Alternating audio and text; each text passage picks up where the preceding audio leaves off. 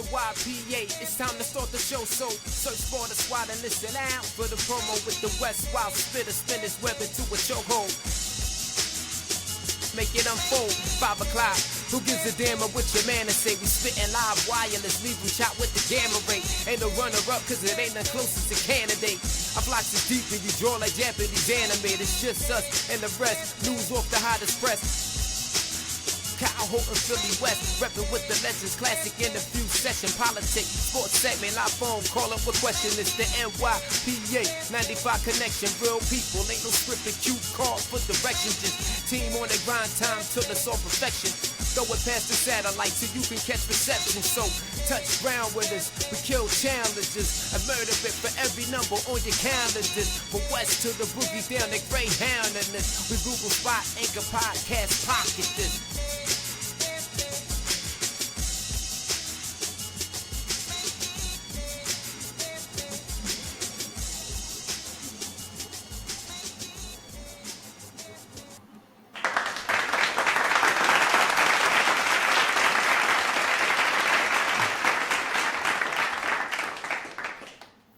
Welcome everyone to another episode of NYPA Entertainment Radio. It's your boy KG, broadcasting from the NYPA studios. Thank you for joining me today or this evening or this afternoon, whenever you're watching this episode of NYPA Entertainment Radio.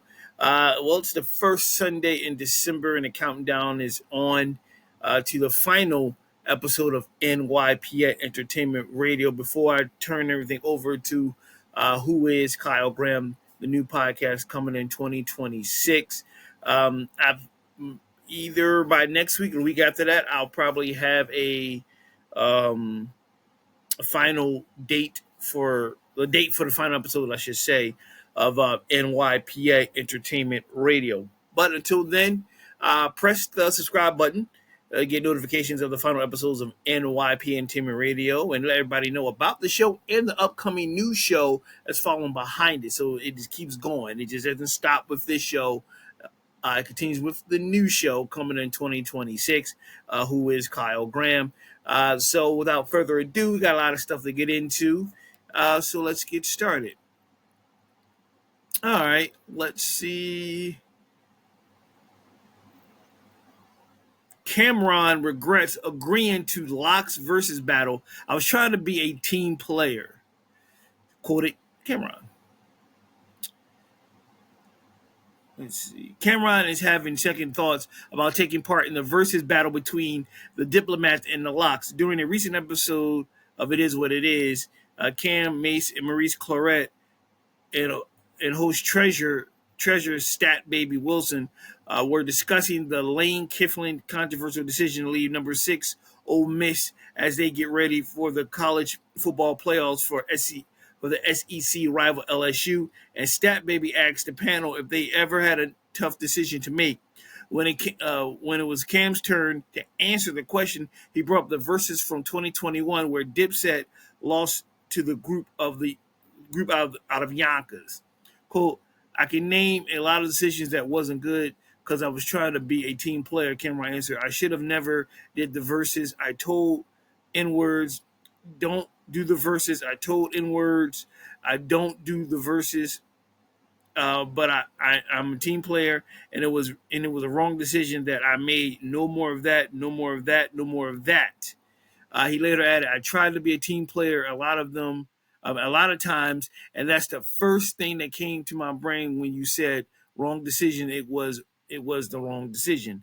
Led by Jadakiss, the Locks famously beat the Harlem group consisting of Cam, Jim Jones, Joel Santana, Freaky Zeke at the theater at the Madison Square Garden, with Kiss Who Shot Ya freestyle being the knockout blow. I remember that. I think that was the best versus, hands down. That was the antithesis of what versus should be. When you're going back and forth, it was heated. They were taking jabs at each other. That was dope. Like the best versus, hands down. The best. It was. They were cool, but the Locks killed it. They killed them. They slaughtered them. It was crazy. And Jadakiss was leading the way, and they got him.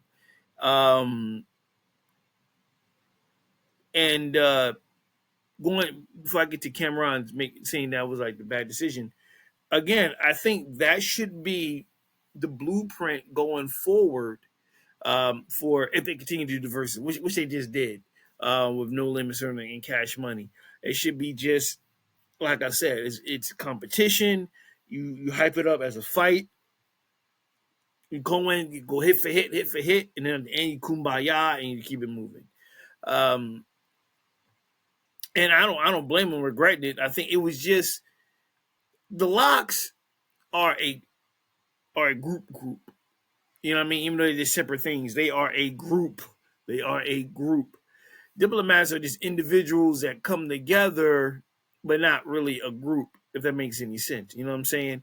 Like Wu-Tang is a group. You know, they started out as a group, you dig? And then they went separate ways. Lock started as a group into separate ways. Diplomats was individuals that came together as a group and decided to come together, if I'm correct.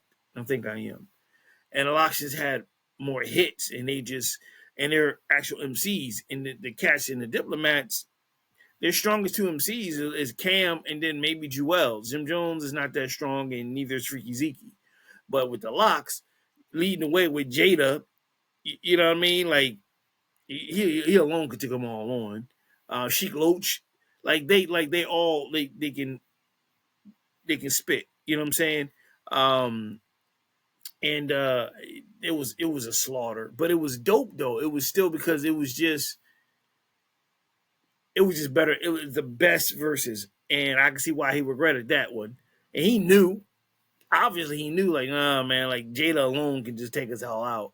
So it's very interesting to hear when someone in the celebrity world, whether it's sports, entertainment, see what we see. And they're like, yeah, that was a bad move. I shouldn't have did that one. That should have been whatever. I shouldn't have made that movie. I shouldn't have did this. And, like you say, he's being a team player. And they was like, yo, come on, join us. And he saw things they didn't see. And he said being a team player, and it kind of, it just backfired on him. You know what I mean? And it happened. And quite frankly, the pendulum could have swung either way. They could have ended up, outshining the Locks. You never know, but it was just Locks came prepared. They had the hits. It all fell into place. It was like, again, the best verses so far out of all the verses they had, but even up until recently, like it was just, that's the blueprint of it right there. And hopefully, like I said, going forward, if and when they do it again, they can use that as a blueprint. Because it was like I said, they were cool, but they were taking shots at each other, being competitive. The next one I would say behind that would probably be Fat Joe and oh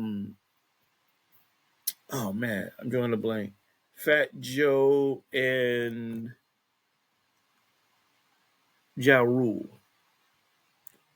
That was good also, because although they were cool, they were taking shots at each other, being competitive, and that's what it's all about. At the end of the day, you shake hands, you keep it moving. It's a competition, and you go hit for hit, and then whatever.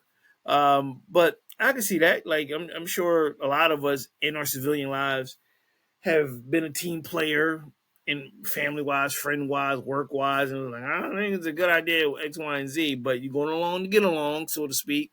And then back up and like, I should have followed my first mind and step back. And sometimes you got to do that. Sometimes you just got to put your foot down. Like, I hear you, but I think it's just a bad move. And like you said, it's the first thing he thought of bad decisions was doing the verses against the Locks. And I can see that because if y'all missed it, go on YouTube. I'm sure they can find it. The show was dope. I can't believe it was 4 years ago, 2021. Wow. For some reason, I thought it was like 22. I thought it was like 22, 23. Wow, it was right after the pandemic. We just came back into the world at that time. So, but that's dope. It was, I think, it was the best verses. And if y'all don't know what I'm talking about or what he's talking about, I'm sure it's somewhere on YouTube. So check that joint out. It's it was good. It was really good. And I thought it was a time the stage got a little crowded. These cats individually, collectively bring the cats from the neighborhood, and it was getting kind of heated. And I remember watching this like, they had to tell extras to get off the stage. It's like if you're not rapping or performing, get off the stage because it's getting more and more crowded. Because you know how people think that because they're from your neighborhood or your friend of a friend and cousin of your barber knows the MC that you can get up there like, yeah, I'm rapping. Well, it was getting crowded on both sides. And like anything, always take that one fool who had nothing to do with the immediate talent will start something. And I really thought, and I was the only one, I had this conversation back then, well, somebody else was watching it, really thought something was going to jump off because it was getting more and more crowded. People taking off their shirts. I don't know why people take off their shirts and flexing. What the fuck? That's some weirdo shit. And look, it was getting heated to the point it was so noticeable that the stage was getting overcrowded with extras. They said back up, whatever. And it looked like tension was growing. Like people take this rap shit seriously. It was like, dude, it's just you got nothing to do with them. Like just chill, just be entertained or whatever. We understand you want to rap, but it's not that serious. And I just remember I thought something was going to happen because others outside of the locks and Dipset, the extras was getting upset on each side. It was crazy. Like I said, cats taking off their shirts and hype. I'm like, all right, dude, this is not real. When I say it's not real, it's only entertainment. It doesn't affect anything. It's not like I always say that. Like the shit ain't real. The music industry is not real. Television is not real. It's not that football, bat, and perfect. It's not real. It's entertainment. It isn't changing the world. It's entertainment. It's fantasy. It's just here to make you laugh, make you feel good, and outside of that, it's not real. You follow me? So people taking it so seriously. That's what I remember taking away outside of the going back and forth and taking shots at each other. No verbal shots, not I thought I was going to get to what I'm saying. But go check it out, see what I'm saying, and you know what I'm saying. Like it looked like it was getting heated. You know what I mean? All right, let's keep it moving.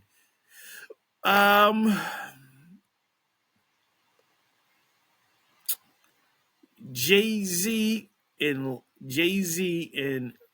Lenny S give DJ Khaled 1991 BMW M3 for his 50th birthday. Quote, y'all's gonna make me cry. DJ Khaled's crying. DJ Khaled recently turned 50 and received a gift from Jay-Z and record executive Lenny S that blew him away. Khaled posted a video on Instagram of Lenny S standing in the living room giving him framed pictures from Khaled's early days as a teenage DJ when he purchased a red 1991 BMW M3 with money he made hosting parties along with model of the same year. That's in the 90s. I had M3. I had an M3 hustling, said Khaled while holding a picture of himself posing with the same car when he was 15. Listen, the vision was so clear. We used to do parties, rent out halls. We used to charge $5 at the door, and the flyers were graffiti. I bought an M3 and my voice cracked. I was going through puberty. I bought an M3, and this M3, I put a system in it. I was like 15, 16, and I put a system in it, and the whole car caught on fire. When he then told Khaled that he had good news that he had and that he had bad news. The good news was that he had the car outside waiting for him, but the bad news was that it didn't have a custom system in it yet. Of course, Khaled couldn't believe it. No way, he said. Nah. That's crazy. Yo, listen, that's crazy. Nah, this is legendary. Oh my God. Yo, that's crazy. Yo, Jay-Z, Lenny S, y'all went crazy on this. I used to have one of these shits. That's what he said. This is crazy. How many times are you gonna say crazy? An M3, you know how classic this is? This is crazy. Nah, I had that last crazy in there. Hove, Hove in that Lexus. Yo, he said, yo, Hove, yo, Len, stop, man. Y'all gonna make me cry. Don't do this. Yo, I was selling Pelly Pels out of the back of the trunk mixtapes. I used to sell alligator shoes out of the back of the trunk. This is the real deal, Lenny said, and Jay-Z got me we said this that real deal. Lenny S and Jay-Z got me an M3. DJ Khaled turned 50 November 26th. And Jay-Z just turned 56 a couple of days ago. It's good to be millionaires and billionaires. You know what I mean? It's getting vintage cars and handing it off to another millionaire. It must be nice just to do that. Yo, that's crazy. That's crazy. That's crazy. Yo, that's crazy. You have one. How many times are you going to say, yo, you have one? You said it already. How many times are you going to say it's crazy? How many times are you going to say what you did with the car? I get it. You're emotional. That's nice. That's sweet. Millionaires giving billionaires and billionaires giving millionaires vintage cars. Way to go. I'm happy for you. I don't care. Moving on. What else we got? Let's see. I have a quadruple Ray J joint, but I'm gonna save that because it involves Jay-Z also. But I'm gonna save that. I got two individual things I'm gonna do, and then I'm gonna get to the Ray J quadruple Johnski. You know what I mean? All right. This is interesting here that I came across. And this was Jada Pinkett Smith accused of telling Will Smith's friend he would catch a bullet in a $3 million lawsuit. Jada Pinkett Smith is being sued by a former friend of Will Smith. Um, Bilal Salam over alleged threats she made against him following a 2021 altercation at the Fresh Prince of Bel-Air's star's birthday. Okay, the 54-year-old is a subject of a $3 million lawsuit filed by her husband Will Smith, former friend Bilal Salam, in which he alleges she orchestrated a smear campaign against him following an altercation in September 2021 at Will Smith's party. Defendant Jada Pinkett Smith approached plaintiff with approximately 7 members of her entourage, became verbally aggressive. The November 7th lawsuit obtained by this article alleges and threatened plaintiff by stating that if he continued telling her personal business, he would end up missing or catch a bullet, and demanded he sign a non-disclosure agreement, which is an NDA, or else. The suit says that an associate of Jada then followed Bilal, whose friendship with the Fresh Prince alum is detailed in 2021 memoir Will, to his vehicle while continuing to issue verbal threats. Less than a year later, Bilal alleges he was contacted following the 2022 Academy Awards, during which the Will infamously slapped Chris Rock on stage and was asked to help with crisis management for the incident. However, Bilal declined, noting in his filing that his conscience would not allow him to be involved in any cover-up or deceptive PR campaign. After his refusal, according to Bilal, a retaliatory campaign was launched against him, including threats from individuals closely associated with Will and Jada, which escalated, he says, as after the Smiths learned he was writing a whistleblower memoir about his time working with the family. Bilal says in the following, he then began giving public interviews in efforts to protect himself and document the event, at which point he alleges Jada intentionally and maliciously engaged in a smear campaign through nationally broadcast interviews. In his suit, Bilal is accusing Jada of intentionally afflicting, intentionally intentional infliction of emotional distress in 3 separate instances, in addition to allegations of extreme and outrageous conduct, among which he cites actions taken to immediate bribe and suppress him.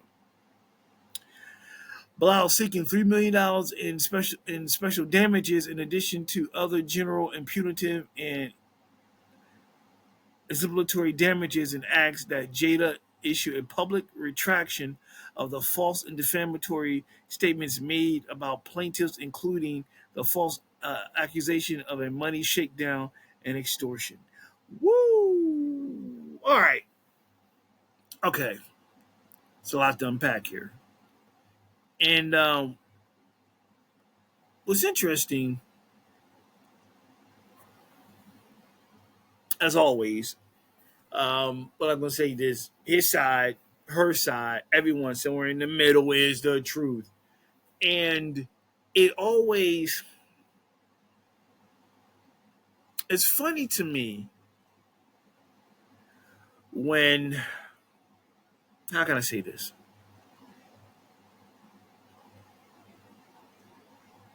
You have people who work with celebrities, right?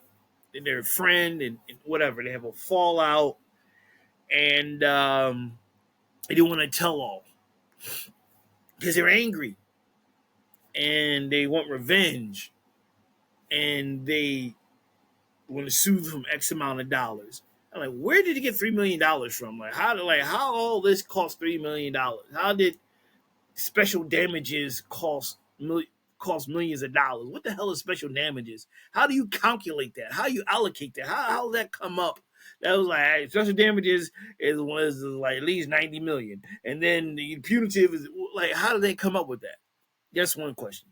But it's interesting when I'm reading this, and I have to admit, I got sucked into the stupid Diddy documentary because it is stupid because it's like everyone has stories all of a sudden, and it goes into this article. Now I don't know what Jada said or didn't say, but he's going to write a whistle. The guy Bilal was going to write a whistleblower book. Why? What's your end game? And tell him the business now. Are you upset? Are you angry? Why tell stories now? Again, why tell stories now? If they did something, they, meaning Will and Jada, did something to you throughout all these years and you've seen something erroneous and all that, why didn't you say anything then? Why now would you like to write a book? And why now you want to sue? And right now you want to, bring up all this dirt and this, that, and the other. And I'm seeing this in the documentary, the documentary, and it was like, don't say shit now. When all this was happening, all of a sudden everybody want to sit down and start telling stories and pointing fingers and all that stuff.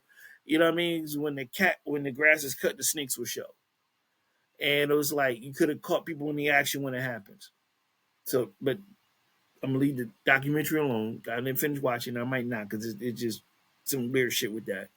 But with the Will Smith Jada thing, is it's more to it. And again, like I said, there's their side to it. Maybe he did something. It's her side, and again, somewhere in the middle is the truth. But it's always interesting to me how people, when they are a non-celebrity, work with a celebrity and once were friends, and for some reason they have a fallout. Now they make it. There's a memoir. Now they want to start telling their business and start telling these stories of they did this, like bad story. They did this and this and this. I did. When you whistleblowing, you're snitching, and it also means that you whistleblowing because it's not a story. You're saying a whistleblowing memoir, which has got at least 5 to 10 chapters of fucking stories and shit that you saw that you could have stopped. But for the fact that you kind of went on the outs with them, now you want to tell it all. But when it was happening, you're going along to get along. So I don't want. It incenses me when I hear stories of people like, yeah, this is a one time happened. We ain't friends no more, bro. But it happened in that time. You should have stopped them, whoever it may be. Do I see it as a cash grab? Possibly. I don't know if she made the threats or not. I don't know. Uh, but like I said, there's two sides to every story, and there's norm and 9 times out of 10, in my opinion, again, it's my opinion. I just think that a lot of people who are snitching and telling stories after the fact are angry they had a fallout, and what they possibly saw the celebrity do to other people now happen to them, and now they're getting it. Now they're mad, and I'm going to tell on you now. Shame, I'm going to tell, and I'm going to get money from this, and you better give me some hush money or whatever. But when it was happening to other people, and even if it did happen to you during that duration, you have enough power to let leave. These celebrities are not gods. They're human beings with status and cash that can go away like that. Simple. They're human beings. If you did see such a thing to people that got hurt or whatever, then that's the time for you to say something. How they mistreat people and all that. And if you're in on it, then shame on you. So anytime, again, whether it's a documentary or an article or a book or something like, or an interview, when someone is like straight telling stories about what happened with this celebrity in this countless stories for X amount of years, and I was wondering like, why didn't you do anything? And I'll tell you why they didn't do anything. Because they're concerned about their own fame and fortune, their own status. If I stick with this long enough, I'll make it big and whatever, and I'll just mentalize it and whatever. So I always thumb my nose at people who also had tell these stories about this guy or this woman or that woman after the fact. So a memoir, whistleblowing memoir, means you saw a lot of stuff. A memoir is a long book, it's a thick book with a lot of chapters. You know what I mean? And again, what's your end game of finally telling everybody? Is it that to get back at them? Like you got it off your chest, you embarrass them, and now I got money and I told it. Now they're looking for the frauds that you really were. Yeah, the frauds that you were hanging out with and breaking bread with and fellowshipping with. You're a fraud too. Because you seen it go down. And when it didn't go your way, then you want to start snitching and telling stories and putting documentaries together and stuff like that. So I always say again, shame on those who let this happen. Shame on those who let it happen to them, all because you want to stick it out for fame and fortune. That's my opinion. Like these are not gods; they're human beings. So whether it's Will, Jada, Diddy, whoever, in the old adage to say, see something, you say something. You could save lives. You know what I mean? Save their physically, mentally, emotionally, and yourself at the end of the day. You know what I mean? Like you can always get your own status and get your own fame and get your own fortune. But is it more important than someone being hurt physically, emotionally, mentally? So that's something like I want to think about. You know what I mean? So I'm sure we'll hear more about this as time goes on. If the lawsuit goes through, what happens if they can settle out of court, or will it go to trial, or if it even make it that far, is there a leg to stand on? So we shall see. And of course, you'll hear from me from Who is Kyle Graham, the new podcast in 2026. So if it continues into 2026, you will hear from me and my opinion on it. And I shoot it to you straight. You know how I do it. All right, moving on. Judge Judge dismisses. Let me go back again. All right. Judge dismisses the defamation ruling for blogger and Megan Thee Stallion lawsuit. Court rules judgment could not be entered against blogger for defamation count and Megan Thee Stallion lawsuit. A judge ruled on Tuesday that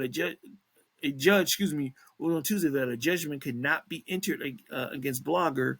I might mess up his first name or her name. Milagro Cooper for the defamation count in a lawsuit filed by hip hop star Megan Thee Stallion in October 2024. Cooper was found liable for defamation, intentional infliction of emotional distress, and promotion of an altered sexual depiction by a Miami jury on Monday. However, Chief U.S. District Judge Cecilia Antanaga ruled that a media defendant quote precludes judgment for plaintiff on the defamation per se claim because it is uncontested that the plaintiff did not provide defendant pre-suit notice, according to the court filing judgment obtained by this article this past Tuesday.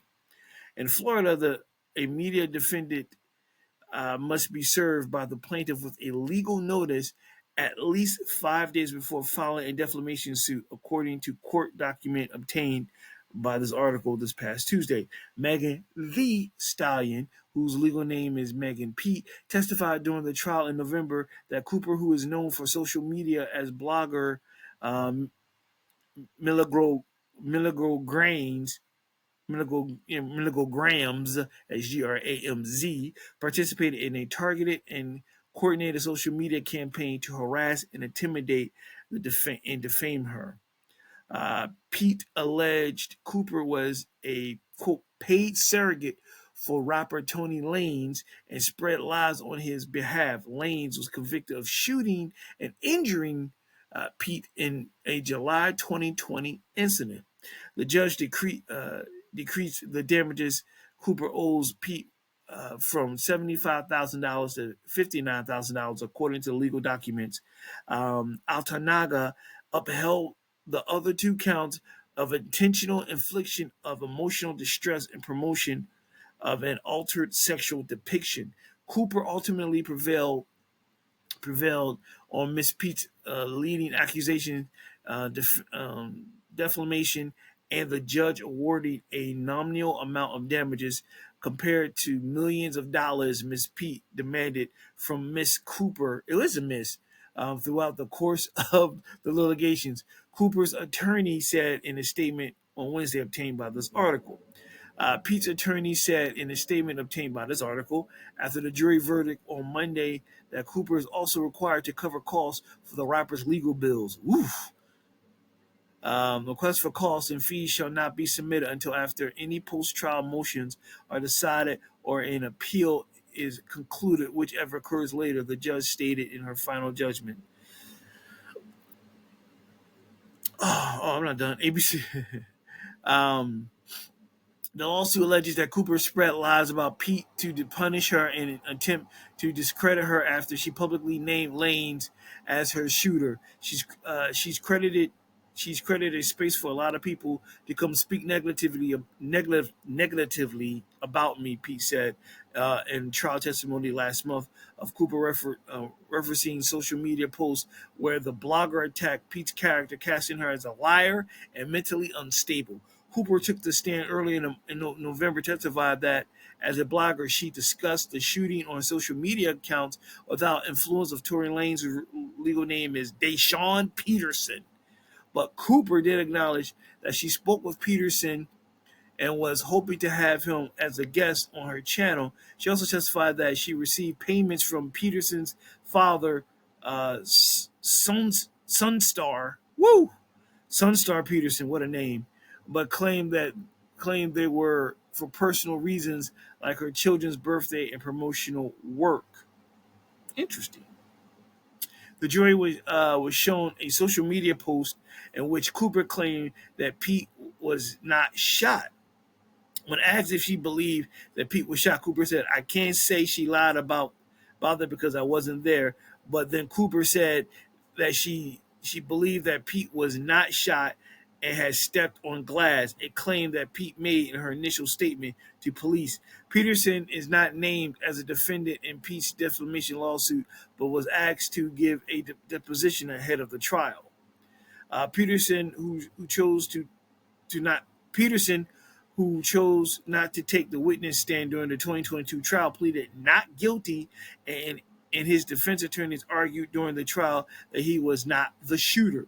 Peterson was sentenced to 10 years in prison without possibility of parole on August 8th of 2023, and after he was convicted in December 2022 of a felony assault of shooting and injuring Pete in both her feet in an incident that occurred in the Hollywood Hills on July 12th, 2020.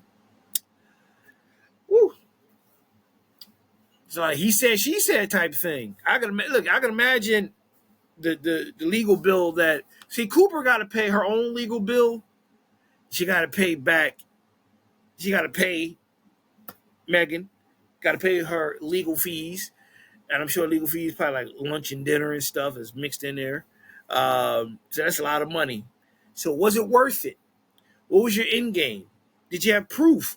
Because it's not going to let him out of jail. He still got to do his time. Now, if you just get, in my opinion, if you're just giving an opinion and you're saying it's my opinion, you kind of put like a little caveat there, and you're not saying it like it's fact. I think there's a little bit of leeway there. If you say, in my opinion, I don't think she was shot. And this is the article, this is what they're saying, but whatever. This is your opinion. You're saying as if it's proof that she wasn't, and you don't believe she stepped on, that she didn't, and she stepped on glass, and this, and this. And it is a little kind of fishy that Sunstar Peterson, Daystar's father, aka Tony Lanez, was giving you checks for personal shit like for your kids and stuff. So that right there is a head scratcher because it's like a personal thing for your kids. So I can see what people would think that you are, advocating for Tony Lanez to maybe get out, or that he didn't do it, or that she was full of crap, or whatever the case may be. That little statement alone, that his pops gave you checks for personal stuff, that again is a head scratcher. Now they did it for. I mean, whether it's business or personal, money being exchanged in a situation like this is fishy. But more so is fishy when, again, you said for personal stuff. Like, well, how close are you? Are you friends and you're not friends? Like, why did he give you checks about your kids and the birthdays and stuff like that? That's a personal thing. How much was it? Who asked whom? Was it offered? Like, shit like that. So that's very, very interesting. At the end of the day, let it go. What happened happened. He's going to do his time, and it's done. They just won't let it go. It should never happen to begin with. And I always said, like, dude, if the Jordan is pissing you off, tell her to walk. Like, yo, just bounce. Then it was kind of weird because of July 2020. That's the thickness of COVID. The hell are you doing out there anyway? But at the end of the day, okay, you breaking COVID protocol. She gets on your nerves. You know what I mean? You can do one or two things: kick her out the car and let her walk home, or you drop her off and don't say nothing to her. At the end of the day, you're free. You ain't got to deal with her no more. And that's it. There's no trial. You're not in jail trying to get out. You ain't serving 10 years. You know what I mean? Like, was it worth it? Was it worth it, licking shots into her toes? I said it's not, because she's free living her life and you behind prison fighting for your anal rights. So, you got to, sometimes you can't let your anger get the best of you. And you just got to let this go. Let it go. Just let it go. It's easy. I know at times it's easier said than done, but look at the grand scheme of things. You still have your freedom right now. You know what I'm saying? That's just, again, my opinion. Whatever. All right, let's move on. Like I said, I got a trifecta of Ray J shit because he's been all over the news recently. And I'm going to start with this, John. And then I'm going to combine them all together. I get my comments all together. Read all three, and then combine them all together. Ray J slams Jay-Z and Beyonce for not taking photos of Brandy while attending her tour. I don't like it. I'm crashing out on this one. Ray J doesn't play when it comes to his sister Brandy. The sexy Can I artist took to social media on Tuesday, December 2nd, calling out Jay-Z and Beyonce for apparently pulling up to multiple The Boy Is Mine tours shows, but not showing any love to Brandy backstage. Quote, N-words need to pull up when they come to the show. Come say what's up to Brandy too. Jay-Z and Beyonce, Ray J said, we big fans. We got our family there. We know y'all there. We love y'all. We look up to y'all. He continued, for y'all to come to every one of Brandy and Monica's shows and never say what's up to B and take all the pictures, I don't like it.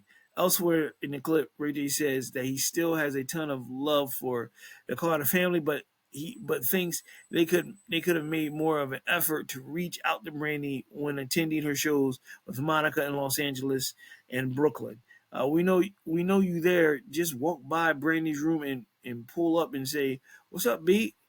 Have a good show." She don't care. She never told me about this, and I'm crashing out on this one. Yeah, this is crazy. While some crash outs for Ray J are met with negative reception, there seem to be more people understanding where he's coming from around this time. This is coming from the heart And I love my family. I love Jay and Bay, Brandy, and the family did not co-sign this. He captioned in the post. She's super focused on making every show great. I will probably get in trouble for this, but I love Jay Z and Bay. NFL Hall of Famer Terrell Owens agreed with Ray J. Can respect where this is coming from. T.O. wrote. Beyonce posted photos of her appearance at the Boys Mind tour to her website, which includes pictures posing with tour opener Kelly Rowland, Monica Solange, and Patti LaBelle. Brandy and Monica co-headlining the Boys Mind tour continues on Thursday, this past Thursday, December 4th, with a show in Atlanta before heading to New Orleans, Houston, Miami, Jacksonville, and Tampa Bay. All right, I changed my mind. I'm going to comment on this one by itself. All right. Here's the thing. I think at the end of the day, it's like, dude, it's not that serious.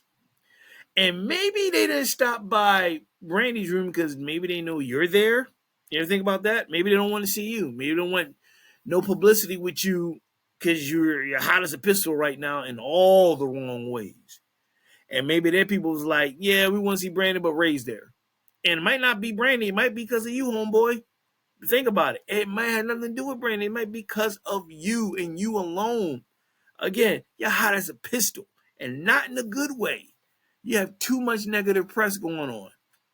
And the last thing they or their people want them to be around is someone who has very, very negative press.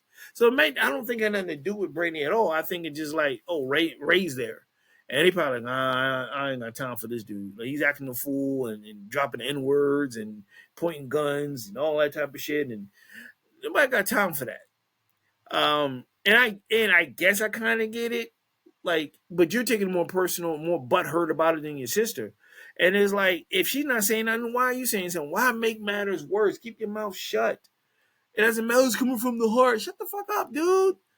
Like, you're making matters worse. You're just making it worse. You're making it more awkward now. So when the time comes and you're not around and Brandy do bump into Jay or bump into Beyonce or whatever, it's going to be awkward. Because you can't shut the fuck up. You one of those relatives who just got to stir the pot and like, I do it because I love my family. I'm doing blah, blah, blah, blah, blah, but you're making it worse. Shut the fuck up. Shut up. Like, just shut up. It doesn't matter where it's coming. Just shut up. It has nothing to do with you. Like, if they don't, they don't. Then again, it does have something to do with you because I'm thinking they want to stay away from you. If you're around, word getting back to him, he's in that room. I'm thinking it might be you. I'm thinking it had nothing to do with her. I think it's you. So try it next time. Don't show up. And just so happen to have them be there, 9 times out of 10, they will take a picture with them. Because I don't think they, as far as I know, they didn't, news got out, that they don't like her. But I think the fact that you're there and what in the atmosphere that you bring, the presence that you bring, I don't think that PR people want to be nowhere near that. Negative, dude. You got negative press with you. All the smarts that you have for businesses, you just crashing out and messing up and you know what I mean? Like, you're making it bad for yourself. And I think, like I said, it might not be because of her, it might be because of you. You need to stand back and look in the mirror. You know what I mean? Now, as I say this, I have 2 more articles about Ray J. So Ray J says he would never point a gun at Princess Love after arrest. Last week on this show, I talk about it. Ray J was arrested for allegedly pointing a gun at Princess Love when she came up, when she came to pick up the kids. Ray J was arrested after his ex Princess Love accused him of pointing a gun at her. She alleges that the incident took place when she and her cousin pulled up to his house to pick up her kids, according to him. However, this isn't actually how the situation unfolded. The former Love and Hip Hop star recently spoke in an interview denying the allegations and sharing his side of the story. He said in an interview he would never point a gun at anybody, including Princess Love, adding that he still has love for her despite their split. Ray J comments come just a few days after he reflected on his brief stay behind bars, revealing that it was far from pleasant. Arguing with this N word in here in here jacking off in jail, he recalled following his release. It was crazy, bro. I almost beat the N-words ass 4 times because I'm like, bro, I'm trying to survive in here. Bro jacking off in here. Bro. How many times I say bro and N-word? Under his bed, bro. It was crazy, bro. Bro, I almost beat the N-words, bro. Under the bed, bro. Playing with me, bro. Talking about bro. Ray J, bro. Ray J, bro. It was a lot. Never got to jail, y'all. Bro. It's all his bros and N-word. It's like, what's what he's saying. And he later confirmed that the order that the ordeal got him permanently banned from Twitch.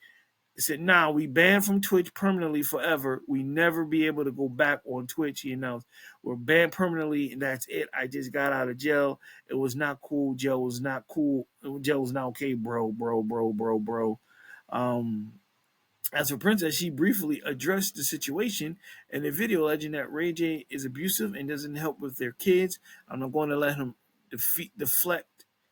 I'm not going to let him deflect and make it about me or make it seem like I was drunk. That was not the case. She also added. See what I'm saying?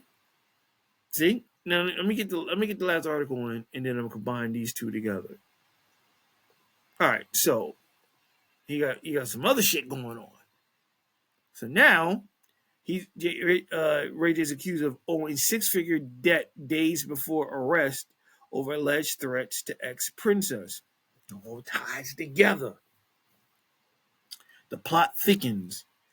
Ray J was hit with a lawsuit accusing him of owing a massive credit card debt days before he was arrested for making alleged threats to his estranged wife, Princess Love.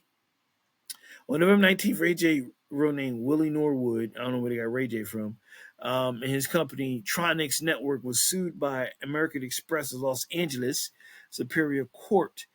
In court docs, American Express claimed Ray J 44 and his company owed a total of $139,849.85 for breach of contract.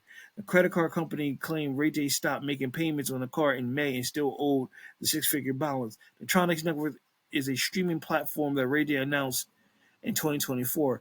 The One Wish singer has yet to respond to the lawsuit. It was previously reported, as always, as I said before, on Thanksgiving Day, Ray J was live streaming from his home. He appeared to grab a gun and loaded it. Love 41 walked into the room to grab their daughter, which led to Ray J yelling at Love. During the live stream, Ray J accused his ex of being intoxicated. Later, a man walked into the room. We all know the rest of this story. Now, of course, it's his side, her side, somewhere in the middle of the truth. And there's a live stream also showing that he grabbed the gun. He said he never pointed the gun and so forth. This all goes back to what I just said previously about the whole Jay-Z and Beyonce not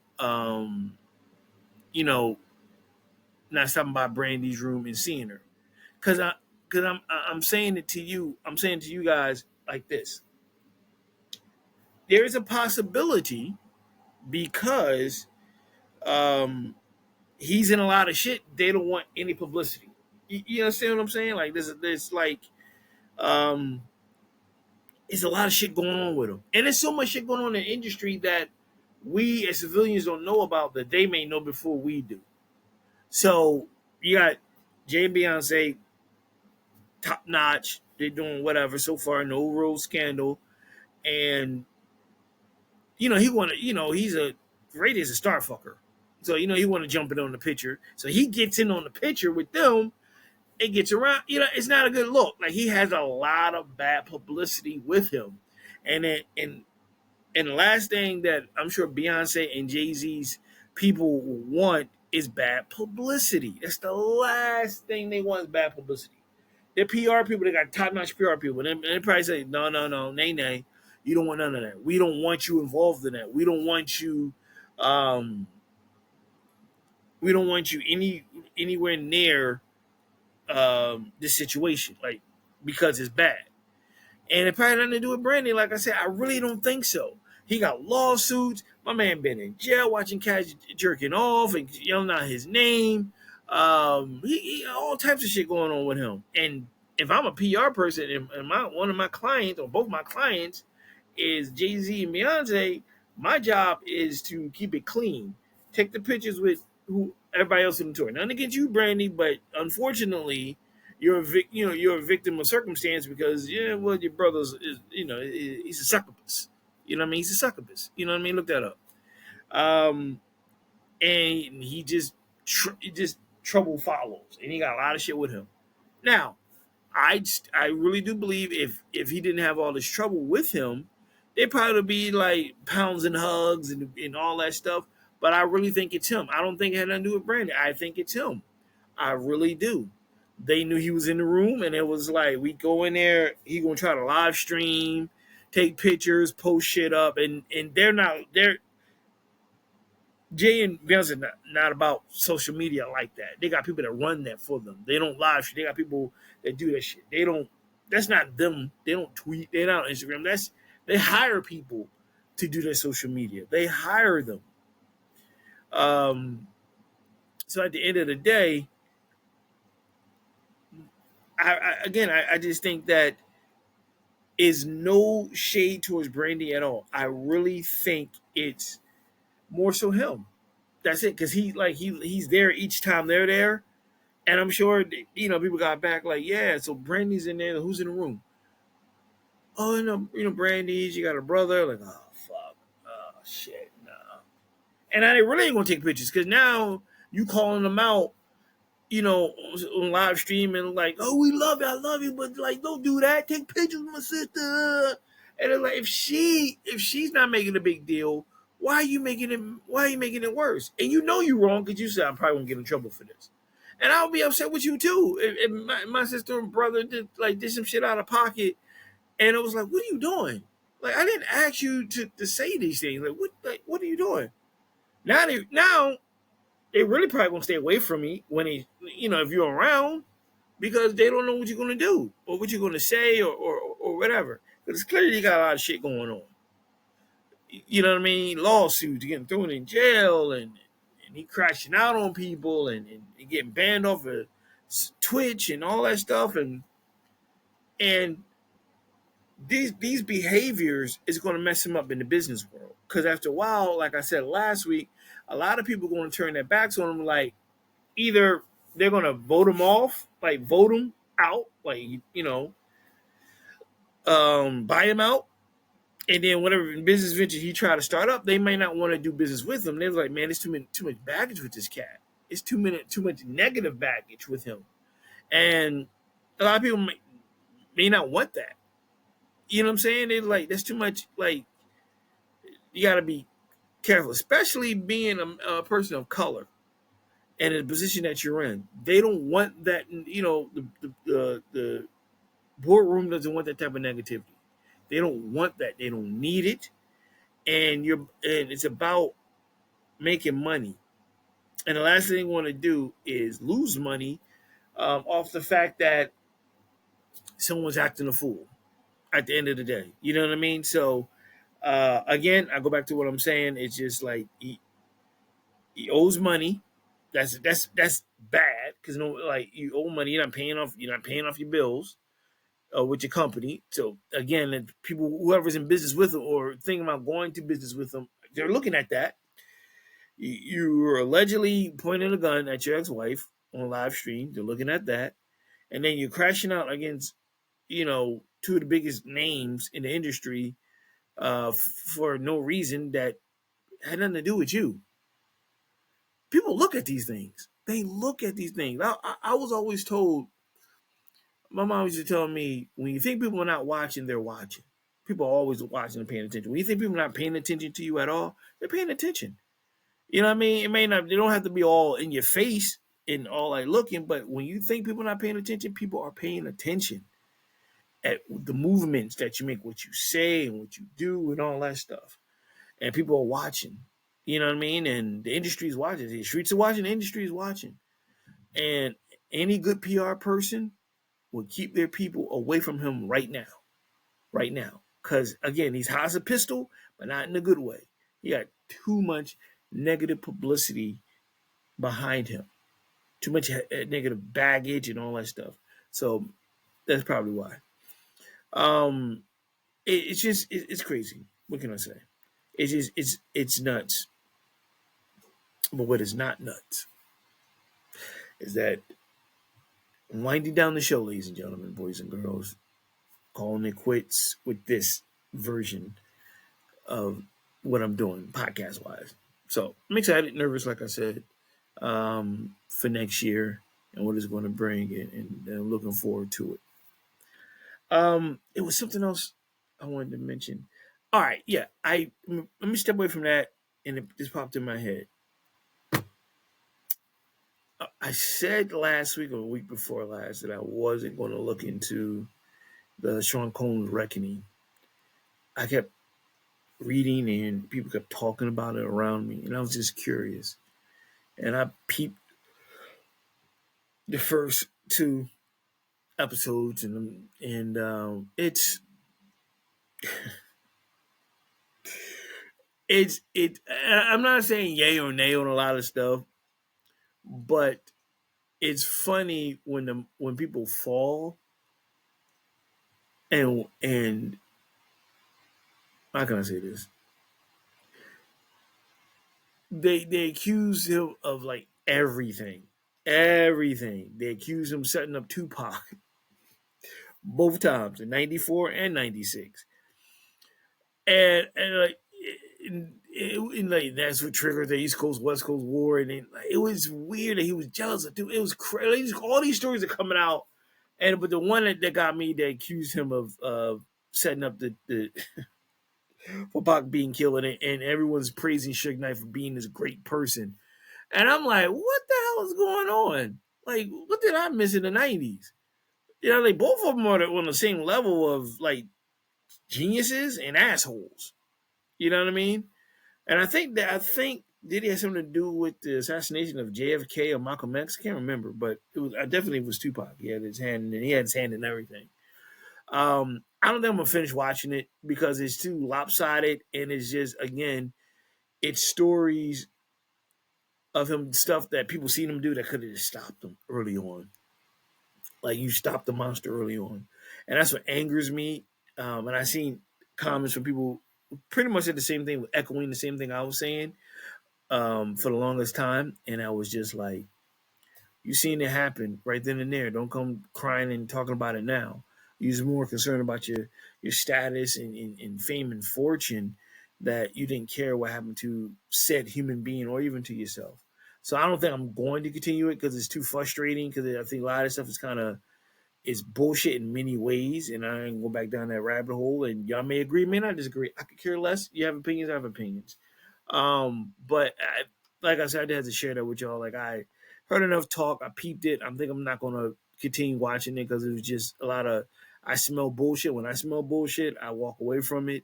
And it's because it's just something weird about that whole thing.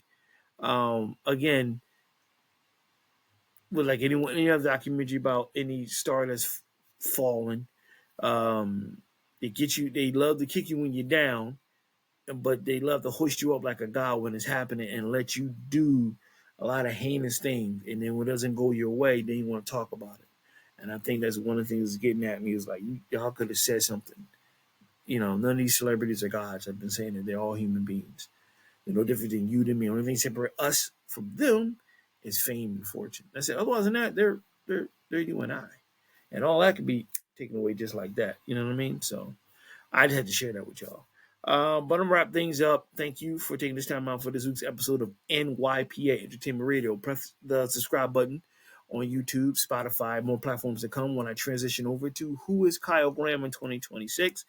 And then probably the next 2 weeks, I'll give you an update on the final episode as I close the book of NYP Entertainment Radio and open up a new book for Who is Kyle Graham. Ladies and gentlemen, boys and girls, that is it for this episode. Have a great week. Have a great day, great evening. Stay positive. Believe in it.